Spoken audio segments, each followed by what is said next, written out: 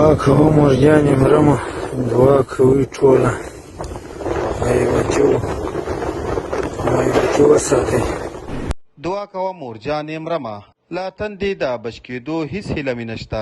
مورجانې له تا سره د بیا ځل لیدو هیله مې نشته. زما په بچو پام کوئ او که د چا حق را باندې وي نو راویې بخئ. دا له تندې څخه د مړ کېدو څو ثانیې مخکې الفاظ وو چې د دغه ورور له خولې راوتي وو او خپلې مورجانې ته یې په خپل موبایل کې ریکارډ کړي وو.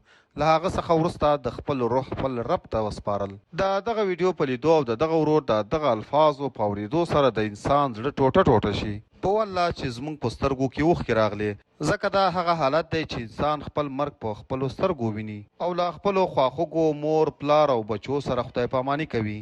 ملګرو، دا هر څه د غربت او بې وسیله وجې شوي. هیڅوک هم له مستي نه په دې عمر کې خپل بچي او کورنۍ نه پرېږدي او په دې سختو لارو نه ځي. د اوسني حکومت ویان ذبیح الله مجاهد وایي چې د افغانستان اقتصاد وده کړې ده او په بل اړخ کې بیا یو افغان د خپل کور اقتصاد جوړولو لپاره په دښتو او صحراګانو مزلونه کوي او اخیر خپل ژوند هم د لاسه ورکوي. دا څنګه اقتصادي وده ده؟ موږ او تاسو باید په خپلو ګریوانونو کې سر ټیټ کړو. د دې هر څه پوښتنه به له اوسني واکمنانو څخه الله تعالی د محشر په ورځ کوي.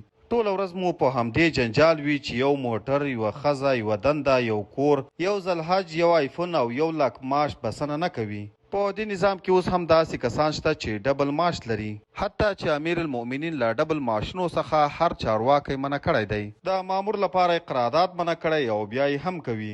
آخر به زموږ او ستاسو دا مظلوم ولس څه کوي؟ همداسې به یو یو په دښتو کې په سختو لارو وژل کیږي. تاسې د چارواکو زامن، لمسیان او خیان او زمان وګورئ. تر پرونه پورې په کور کې د موږک لکۍ نه خرېده، اوس د تورو ښیښو موټرو کې ګرځي.